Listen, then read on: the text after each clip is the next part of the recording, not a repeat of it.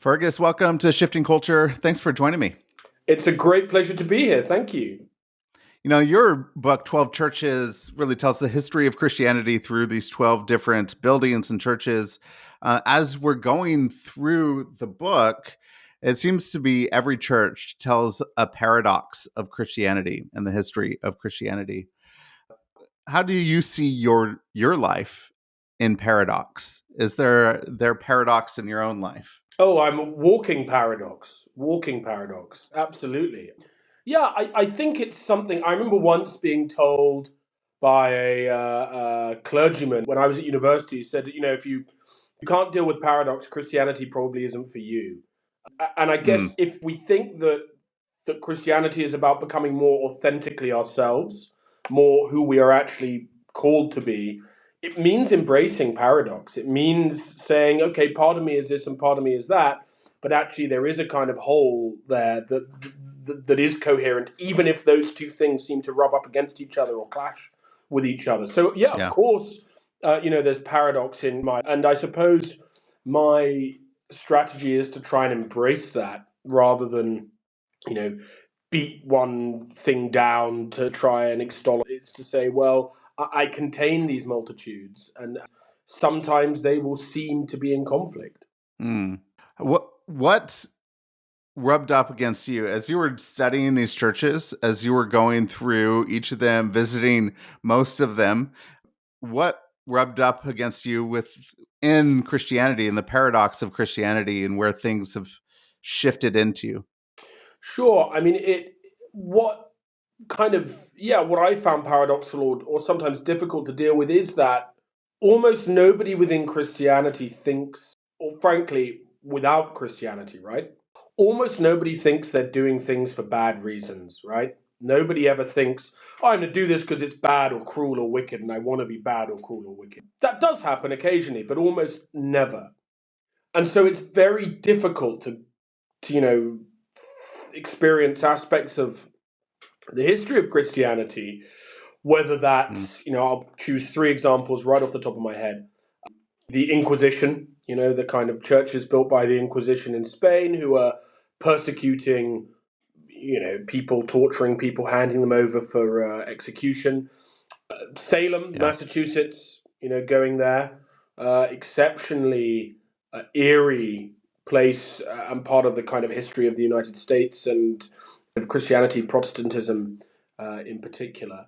And then also kind of looking at the fact that the people who commit the bombings during the civil rights movement, the Klansmen are good church. They believe themselves to be good Christians. So it's very difficult to reconcile this, but you realize that actually the road to hell is paved with good intentions. Everybody believes that they are doing something, and I guess that paradox rubbed up against me. It's a difficult thing to reconcile with the history of the church, sometimes with the current reality of religious communities. How can people who believe themselves to be doing something good end up doing something which is so damaging and harmful and violent in its actual physical expression? That is something it's difficult to reconcile. I don't know whether I have an answer. I guess it's more the case that I think there comes a point where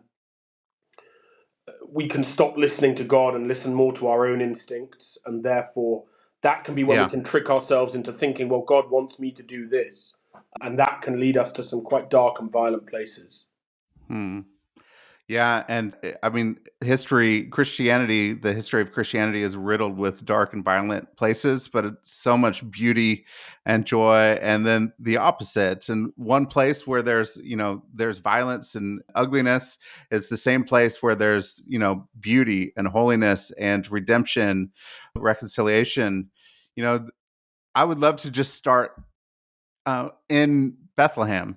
Yeah. So you start your book in Bethlehem, the Church of the Nativity, which at the moment you even see at the moment they have the altar to Jesus with baby Jesus on a pile of rubble. Yeah.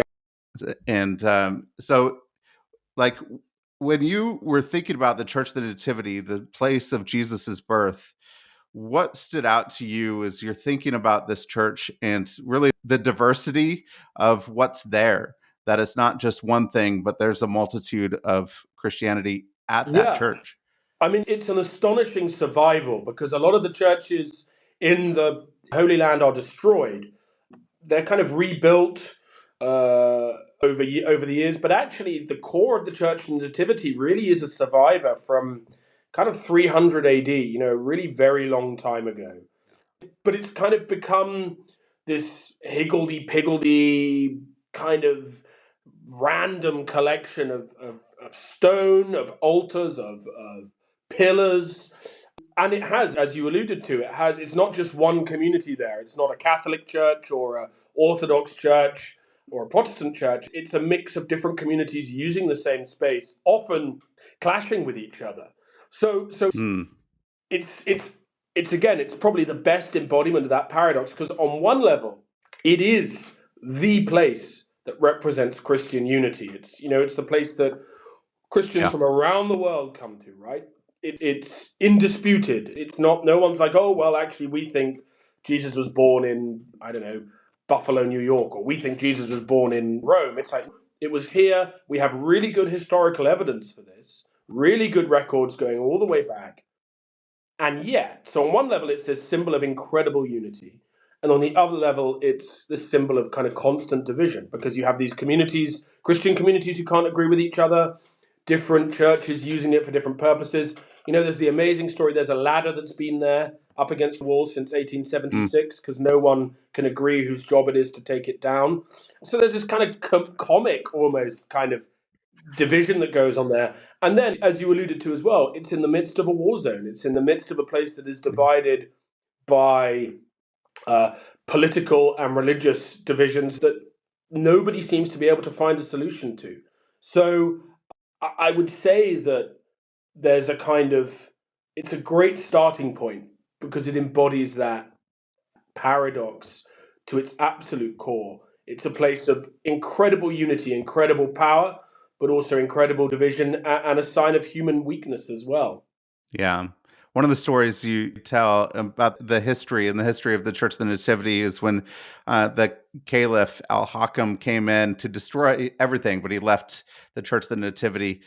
One of the things that he did, he was so diabolical and so mad that he would basically put people to death if they made molhia, which was Yep, stewed jute leaves, is what you said. And I have had molhia in the Middle. yep. I lived in the Middle East, so I've had molhia, and I could see where he's coming Really see from. where he was It's coming from. it's pretty gross. It's pretty bad. Yeah, It's really bad.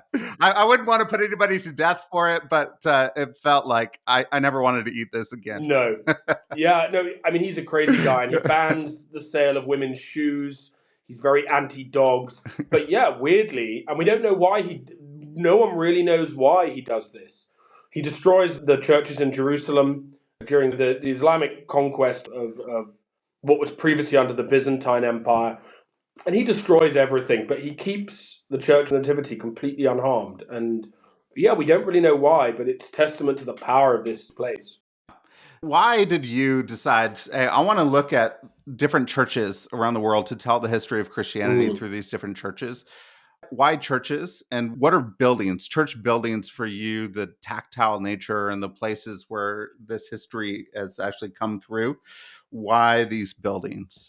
Well, I guess it starts in Bethlehem, right? Christianity is, we have this thing we call the scandal of particularity, the fact that Christ is born in a particular place at a particular time. And again, paradoxically, that makes that place holy. That makes Bethlehem an incredibly holy place. But it also says, well, you know what? God isn't up on a cloud. God isn't a mathematical Yeah. theorem. God isn't a philosophical idea. God becomes flesh and blood. God walks on stone and brick. And therefore, the kind of religious ramifications for that, the theological, the spiritual ramifications for physical space is really important.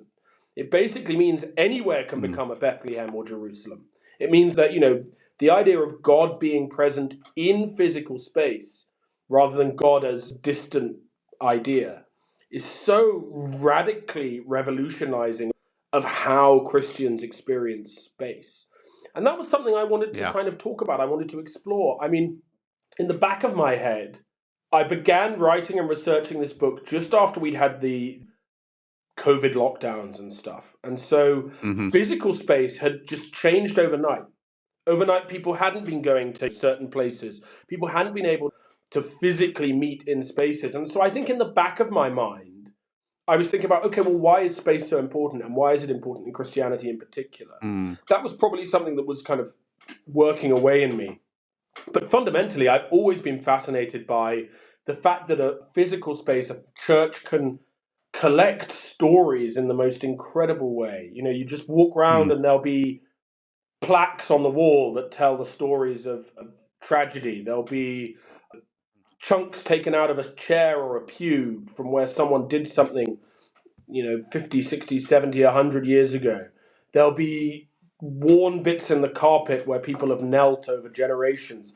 The whole physical space is a storytelling exercise. And so for me, that just Mm. is such a magical thing. And I wanted to convey that in the book. Mm. How does your job in local parish life and the local parish and the building space? One of the things that I really find fascinating, as someone who has a parish, an Mm. area of place, in Protestant churches in America, there's not really a parish community. It's like people come from different areas, different spaces within the community.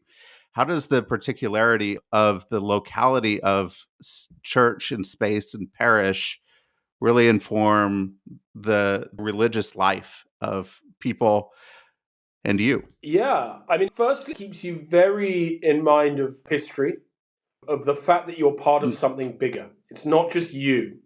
It's not just me there leading that church in this moment. From where I sit to say my prayers every morning and evening, I can see memorials to one of my predecessors. I had a Mm. predecessor who spent his whole time as vicar on holiday in Italy. He just never came to the parish, but there's a memorial to him there. I can see, memorials to people who were killed in the First and Second World Wars. Those names are still the names of people in my congregation today. I can see the effects of the Wow. Reformation, gargoyles that were kind of destroyed because there was this huge religious change. I can see stained glass in the memory of people who died young. Mm. It's kind of this constant exercise in being reminded you are part of the kind of communion of saints. You are part of Mm. that cloud of witnesses that the letter to the Hebrews talks about, so powerfully. So to be reminded of that is a very humbling but helpful thing. That's how it affects certainly Mm. my sense of my role as the minister there in this time and this place. But equally, I Mm. think it affects us in kind of minor practical ways. It means we have to, use the space in a particular way because it was built like that. It's not as flexible as it might be. But on the whole, I think it's so powerful to think, wow, I mean, the story of the resurrection has been being proclaimed here. You know, on one of my churches, there's evidence the first church built there was probably around 650 AD. Wow. The resurrection has been proclaimed for 1,400 years. That's a hugely Yeah. powerful thing. Wow. That does Yeah. hit you very hard, and it makes you think, well, I've got to proclaim it afresh to this generation because there's this weight of the past Yeah. upon me. Mm. So part of the weight, I think, is, you look at something like you go to Italy, go to Rome, you go to St. Peter's, it's one of the churches that you have here. But at that point, you have like the church enmeshed in empire. You have power, but you have beauty and just the immense beauty that's part of that church, and what they're trying to portray is the beauty of Christ. But they're also then enmeshed with power of trying to say how powerful the church is. How do you reconcile that there? What happened when the church started to move towards empire, become more powerful as a state factor and not just a little upstart like it was in Bethlehem? Yeah, it's one of the most important things that happens to Christianity, right? That if you read the Gospels, there's this constant shadow of the Roman Empire. this all-powerful thing. And it's really hard for us, I think, in this day and age to conceive of the kind of power of Rome and the totality of Rome. There is no one since who has had that level of power. Yeah. The American or the British or the Russians or the French, no one comes close to this kind of complete control over the world as it was known. The known world is kind of completely shaped by this power. And it's not surprising that the emperors think of themselves as gods. You can see there's a kind of a logic to that, right? They're like, wow, well, we do control everything, and we can control the lives of millions of people just a single wave of a hand. As you say, that is so counterintuitive to the message of strength made perfect in weakness, the message of the cross, the message of Christ. You sort of think, well, how is it ever possible to make reconciliation? And I suppose one thing it's really important to remember, and other scholars have written on this, Tom Holland, the British author, has written quite extensively on this, that we shouldn't do down the civilizing power that Christianity had on the expression of power in the world, right? The fact is that after the Constantinian shift, the whole ground on which power is built changes. And now, on one level, that's Christianity making accommodation with it. But on another, it's actually power completely changing where people believe power comes from. And by the fact that there's a sense of power coming from God, that comes with obligations on behalf of the state, of the king, etc. And that's where we begin to get our sense of rights. That just does not exist in the ancient world. It's not something that kind of is a political thing. The idea that you would care about the poor and the weak is madness to the Romans. So it's worth saying, I think, that when the reconciliation or the accommodation happens, it is transformative of both secular power and Christianity. There's a two-way street there. But you're fundamentally right. Somewhere like Rome is testament to physical power, political power, as well as to religious power. And it's, to the extent that it basically causes the building of that church, St. Peter's, more or less causes the Reformation, right? It's the money that needs to be raised to build this place and to make it beautiful in a secular way that essentially causes the papacy to need to begin the mass sale of indulgences that so enrages Martin Luther, that leads to essentially the growth of Protestantism. Now, we can say that the Reformation was always going to happen regardless of what the kind of smoking gun was, but it's very hard for us to deny that this kind of enmeshing, as you said, of power has its consequences. And I don't know whether it's something, we still have a split within the church. We still have different, on one level, we've never really reconciled it. It's not something we've ever really managed to get under our belts. But I think it is important to remember that whilst the corrupting element of power and wealth on Christianity is undeniable, the kind of Christianizing of power has been transformatory, really, for the lives of most people who have then lived ever since. I think that's a beautiful thing if Christianity can do that to power, that there is some beauty, the transformation of poor. And then sometimes that lose their way and then they come back. And you're seeing that throughout history is we're moving towards power or losing our way of we're enmeshed too much and we're influenced too much on power. And then we come back and we go, okay, maybe we actually need to have a little influence to say the power needs to look a little bit more like Jesus. Yeah. How do we navigate those shifts of the church over time? Yeah, I mean, there is a kind of cyclical nature to it. You do see this. And I guess one of the ways we navigate it is remembering that almost none of this is happening for the first time, right? When we see this stuff happening in our day and age, I can promise you there will be precedent in the history of the church. People have thought the church was over, game over, dead, so many times. As you said, so many times when the church has become so corrupted and enmeshed in systems of violence and power that people said it's not redeemable. And every time something has happened, God has raised up people. So I would say one of the ways we navigate it is by keeping an eye on that history. And you see the mistakes being repeated when people forget the history. That's such a common trait when people think, oh, we're doing this for the first time, or, oh, we can do this, it didn't work before, but why don't we try it again? There's such an important lesson that can be learned from just keeping an eye on the history of the church. So part of it's through that, but it does mean learning from that stuff and saying, well, there are options to do this differently. And I suppose the thing that it taught me a lot about time, writing this book, the nature of time, the nature of time being almost less kind of linear and progressive and more circular. And the idea that it emanates out from God. Time belongs to God. And actually, it's when we realize that the church actually is often at its best, because it's simply giving back what is God to God and serving him accordingly, as opposed to trying to shape history in the image of humanity or the image of human or worldly power or wealth or whatever it happens to be. And so I think that's an aspect of time that is really underexplored, perhaps, in our contemporary sense of things. That I was really, in some ways, I was really reassured by. You look at the state of the world today and you think, wow, this is bad. But you know what? There's been precedent for this before. And if we're brave enough to learn from the past, then actually we'll find a way to get through things. So as you looked in the past, like trying to navigate this broken world that we're in now, who inspired you to say that in their broken time, they were able to point us back to God and give back to God things that are his? I mean, there's so many. I mean, someone I'd choose from one of the earlier chapters is Thomas Becket, who is this kind of, he's a great secular lawyer. He's a friend of the king. He's appointed to be the Archbishop of Canterbury for entirely secular reasons. And he then realizes actually he's got a higher calling to try and serve the church.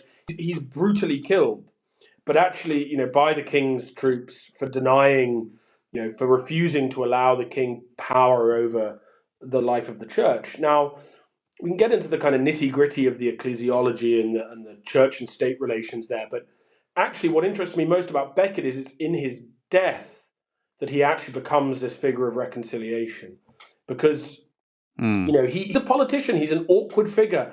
I tell the story of the fact that the monks hated him so much that they just gave away all of his clothing. And then suddenly they get these stories of these miracles. So they go around trying to get all the clothing back. They go around Canterbury saying, did we give you a tunic? Give it back to us because we need this. So he becomes in death, by being this really imperfect, difficult figure and still having a redemptive quality.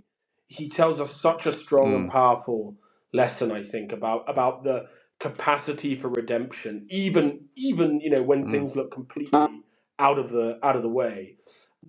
The other one who kind of I find really incredible is, with a similar arc, is Bartolomeo de las Casas, who is a friar who comes as part of the Spanish colonial empire to the Caribbean and Central America, and he's very involved in the exploitation of indigenous people there. And he just suddenly realizes that this is not what Christianity is calling him to do, and he becomes the first protector of the Indians.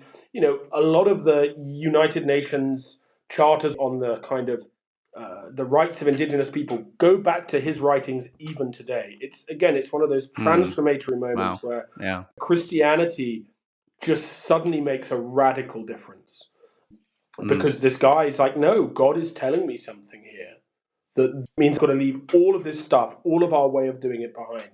So I think figures like that are they are incredible, because there's just such an arc of redemption. And I think that's a really important thing. The idea that God doesn't leave anything behind. That even in our weakest and frailest moments, even when we have got things wrong in the past, there's a way through for us to be kind of remolded and to then remold the world in the image of the love of God. And that's a very powerful thing. Yeah. And, the allusion to, these different characters that, hey, the church isn't just in the West.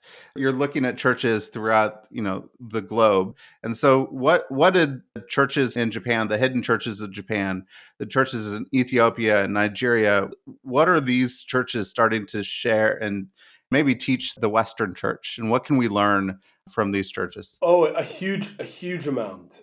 On one level, we learn that some of the things we associate with the West aren't actually exclusively Western. I in the chapter where I explore the relationship between church and nation, I actually start in Ethiopia, because Frankly, Ethiopia has been a Christian state longer than almost any European state has, certainly longer than anything in the Americas.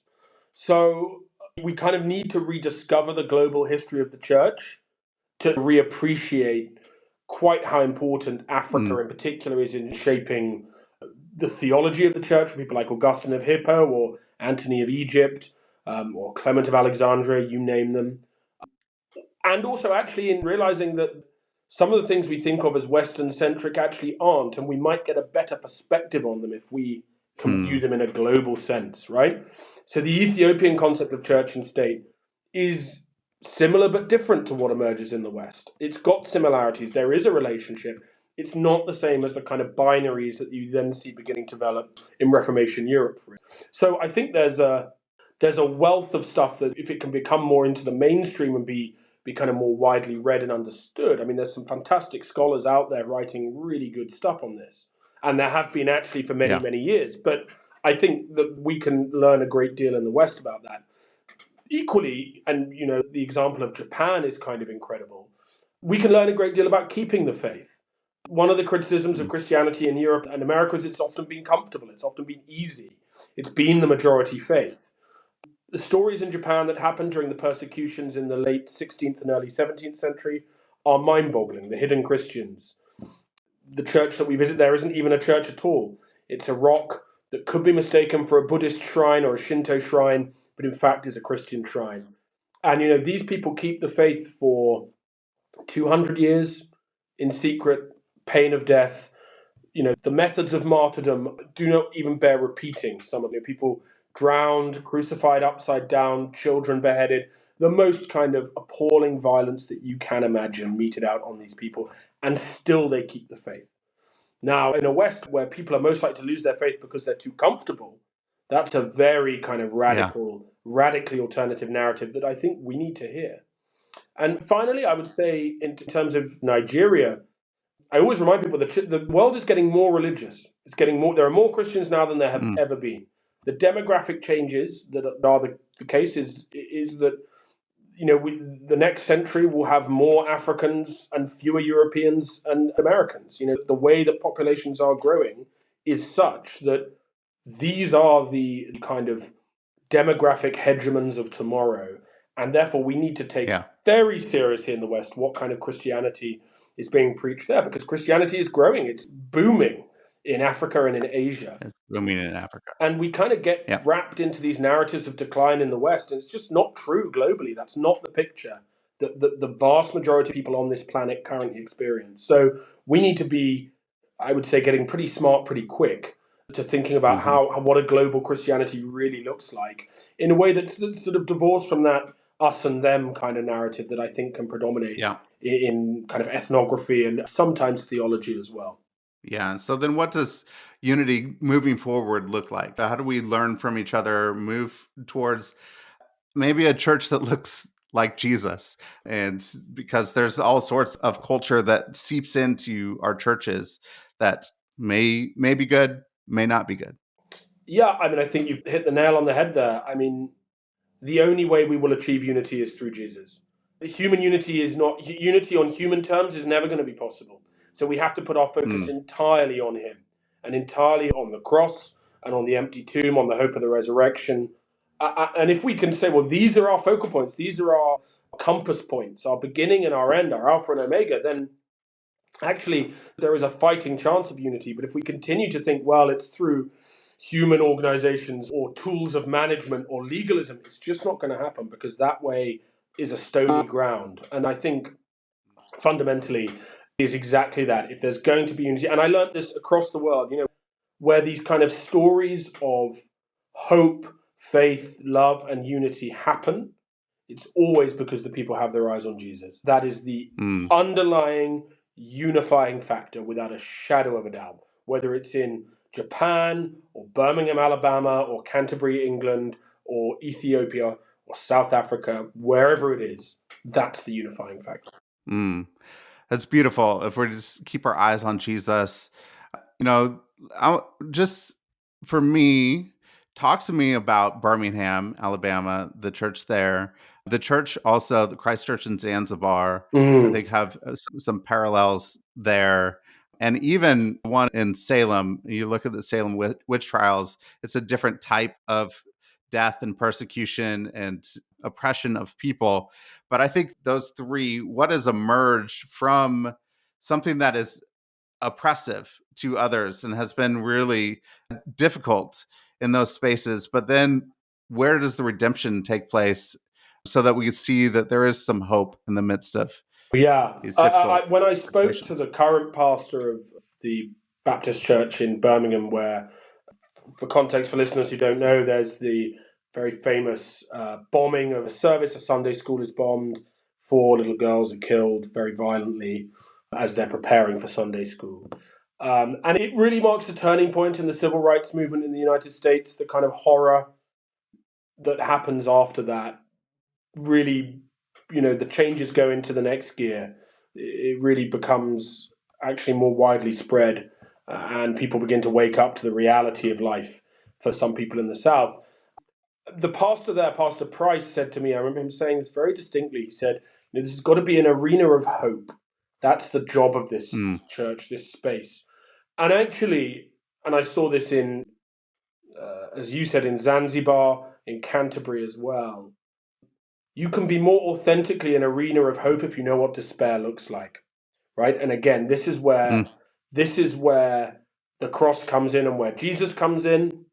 Jesus says, my God, why have you forsaken me? It is by going through that despair that the actual triumph of hope happens. mm. And that's not saying, it's a good thing that these horrible things have occurred, but goodness me, the kind of authenticity of that faith and hope, having been through the horrors that the world can throw, is something really very moving. And so Christchurch in Zanzibar is built, the altar, the high altar of this Anglican church is built over the top of the whipping post of the slave market. And that was deliberate. It was deliberate, Yeah. saying, this is where flesh and blood was sold. And it was whipped Mm. and it was made, blood ran in the gutters here for probably 1,000 years of human beings sold as commodity. Now, the body and blood of Christ are given out from this place to all who come. And that is way more powerful than simply saying, oh, well, here's the altar and that's that. It's completely transformative because of its authenticity. And so I would say Mm. going ahead, particularly if we look at, how can the church look forward and how can churches bring messages of hope in a difficult world? That authenticity is absolutely critical. I think it's what people are crying out for at the moment. And the fact that a building can sometimes communicate that better than a human being can, because it has Mm. seen this stuff across generations.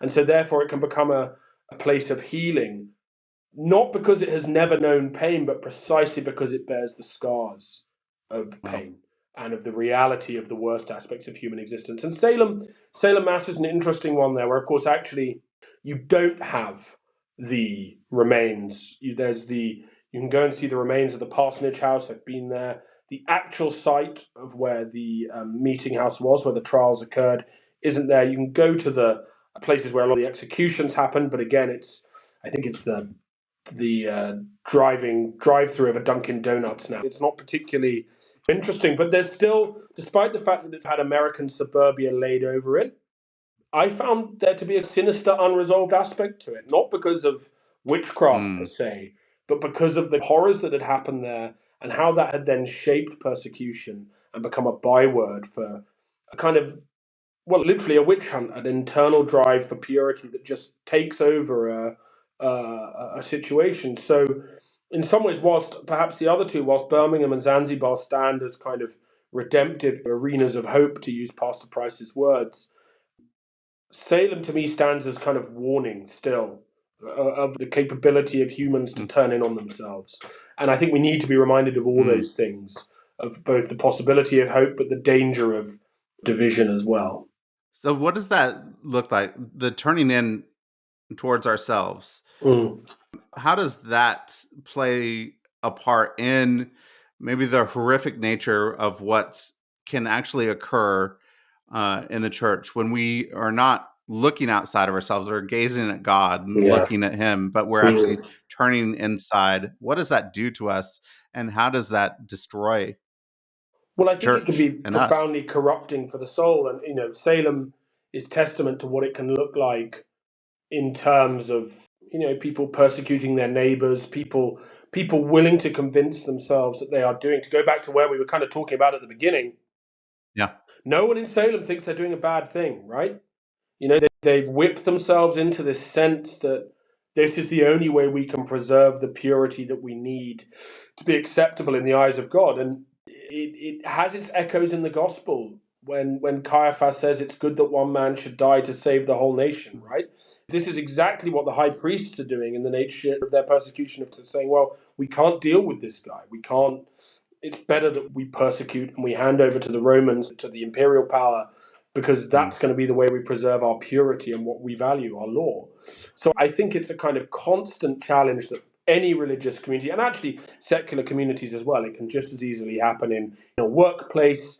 You see it with, there's a reason why Arthur Miller's The Crucible is so successful during the McCarthyite era in the United States, and you see it, be it on campuses or businesses today. This is something in human nature that isn't going to go away. It's part of our fallen human nature, this drive for purity, the desire to basically try and make us feel better about our own failings. We persecute somebody else for theirs. And it's something Christ preaches against constantly, the speck in your own eye, speck in your brother's eye rather than the beam in your own, etc., etc. We just have to guard against it constantly. It's something that I think only a regime of constant kind of self-examination and honesty, a very an open and honest culture and a culture of prayer can really ever possibly guard against. And even then, sometimes it fails. So it's something that is a real risk, I think, for churches, even to this day. We think of it as a phenomenon of the past. It's not. So you've mentioned just now, like people are yearning for honesty. You've said people are yearning for authenticity, of telling the truth about a situation, be people of prayer. And then, you have these arenas of hope where there was some really dark things that have happened in those places. What do you think particular local churches, just speak to local churches today, what do you think that each church can do to set something up to be more authentic, to bring hope, be an arena of hope, but actually speak to even the difficulties of the world and what things were, be open and honest, and pointing people towards Jesus in prayer? Yeah, I mean, I suppose the thing that has to undergird all of it is a constant keeping of Christ at the center of things, right? And there'll be different ways that different traditions do that, but a reminder of Yeah. that constantly, I think, and particularly for leaders, right? Particularly for people who are leading those churches, because it's very good that they can say, well, I'm pointing to Christ, but you've got to go through me. No, they have to be there at the foot of the cross as well. That's what's absolutely critical. I suppose in order to be authentic, there has to be a kind of honesty and an acknowledgement about what people are bringing, because everybody will be bringing a different form of pain, a different form of joy. Everybody is going to be coming to church with things that they need to hand over to God. And the Yeah. best thing that you can do as a church, I think, to be authentic is to work out what those things are and give people space to hand them over, to create the kind of mechanisms and the rituals and the atmosphere and culture where the honest handing over of our cares, our toils, our tribulations, and also our joys, the handing over of those from humanity to God can happen. I think that's the best way to be authentic, because then you are doing your job as a church. Yeah. There's a church I used to go to occasionally in Cambridge when I was there, Cambridge in England, and on the inside of the pulpit, it's got those words of the Greeks to Philip, where they say, "Sir, we would see Jesus." And that's the job of the church, is that because once those people see Jesus, they can hand their stuff over, because that's the whole point of Jesus. He is liberating. He will liberate you from every sin, from every pain, from every failure. But if there's something getting in the way, then people aren't going to see Jesus. That's the job of the church. Sir, we would see Jesus. And how do we enable that encounter to happen authentically and meeting people where they are? Because that's what Christ does. So I think a lot of ministry is about getting away, because Christ can make that happen. Christ will make that happen. How do you engender a culture? How do you set up forms of prayer or ritual or worship that enable that? Those are your jobs. It's beautiful. So, as you were looking at these 12 churches in the history of Christianity, and you're seeing the landscape of the Big C church today, what gave you hope looking back for who we are today? Oh, a great deal. I mean, way more than I expected. I came out of it considerably more hopeful than I thought because there's so many things about the church that can annoy or irritate or frustrate hope. Fundamentally, to go back to where we started at the very beginning, it became clear that churches are still places where people bring their stories, where they bring their hopes and their Yeah. fears. And actually, we exist in a world where good, authentic, and healthy places to do that are getting fewer and fewer and fewer, right?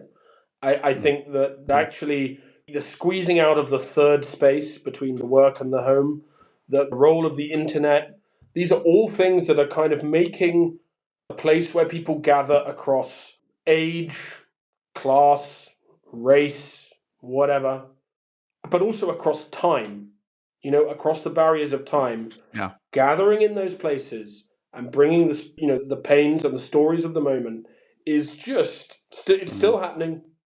It's happening in the most incredible ways. And there's still such power in it as well. The transformative power of the Babe of Bethlehem is as powerful as it was 2,000 years ago, and that's still happening in all of Mhm. these places.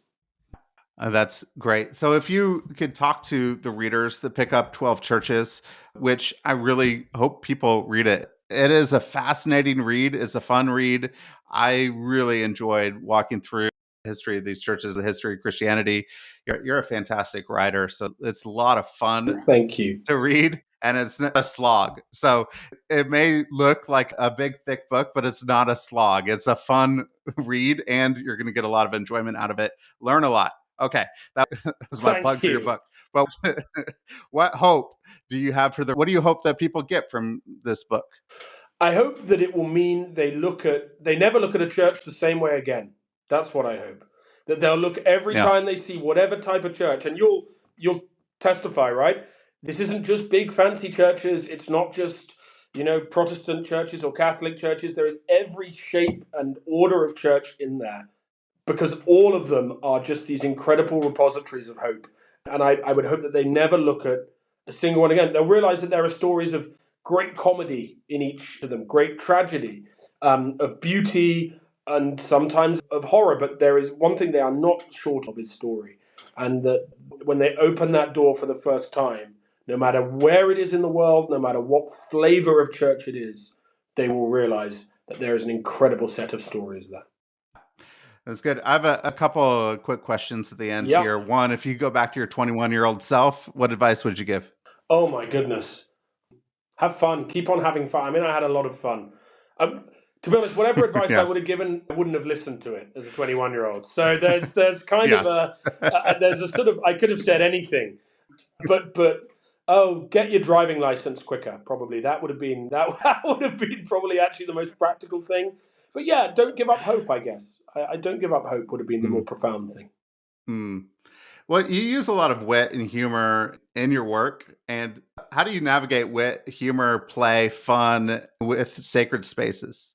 I think by remembering that the primary Christian imperative is joy. The paschal joy. Mm, That is the thing that we are instructed to do is to rejoice. Repent, but rejoice. And the bringing of joy is always a positive. But also that one of the points of Christianity is it helps you look at the world in a way where you can still keep a smile on your face. If I thought all of my yeah. hope was based on humanity, I'd be frowned at. I wouldn't be able to make jokes because I'd be really depressed. But it's not. So therefore, it helps us. There's a kind of liberating aspect to the faith. So yeah, I think the two go hand in hand, and I think it's no coincidence if you look at the kind of greatest comic writers in almost any language, they almost always have some form of faith that's informing them. Often they are clergy or the children of clergy. I think there's no coincidence there Mm, at all. yeah. Yeah. That's good. Anything you've been reading or watching lately you could recommend? Oh, goodness. I have been reading quite a few books that I don't think are out yet. I've been given some incredible books. One is about politics in the 18th century here in England that I've been given to look at. I've been going back and trying to read some novels, actually, because as you might have imagined with this book, there was a lot of work on reading texts and archival stuff. So I'm trying to go back and read some fiction. I've been trying to go back and read some fiction. I've Mm. just been given a book called The Man in the Red Coat, which apparently is fantastic. My wife is trying to get me to watch a program, and I can't even now remember what it's called. So there we go. That tells you how she's been on at me saying, "Oh, you've got to That's watch this. I got to episode how 6." influential she is of getting you to Yeah, watch it's something you terrible. don't even know what it's She was called. telling me about this last night, and she said it's got a single word name and it's on Netflix. There we go. Good luck. Something that I'm. Next time we chat, I will have watched it. Probably. I don't know. Perfect. That's good. Fergus, 12 churches will be out everywhere on the 9th, right? That's September right. 9th, Yeah, is that right? 9th September. That's right. Yeah, September 9th, out anywhere books are sold. Is there anywhere particular you'd like to point people to, No, whether I to mean get the local book or to connect bookstores. with I you? mean, it should be fairly widely done. The guys at Simon and Schuster are really fantastic, so it should be fairly widely available. Yeah. Anywhere else that they could connect with you, see Yeah, what please else you've been online. doing? I have X Instagram. I mean, I'm not very good at using these things, but I try. So please do send me a message, send me a request. My email is publicly available as well. You know, if you type in my name and you can see my church's website, and I'm always happy to hear from people, particularly if they're visiting Oxford in the UK. I know a lot of people do, so let me know. I'm always delighted to show people around or have a chat. Excellent. Well, I was there just a few weeks ago and Amazing. didn't do anything, which would have been great. But Fergus, thank you for this conversation. Thank It you was so much. fantastic. Really, really loved it. It's been so Yeah. lovely to chat. Thanks. Thank you very much.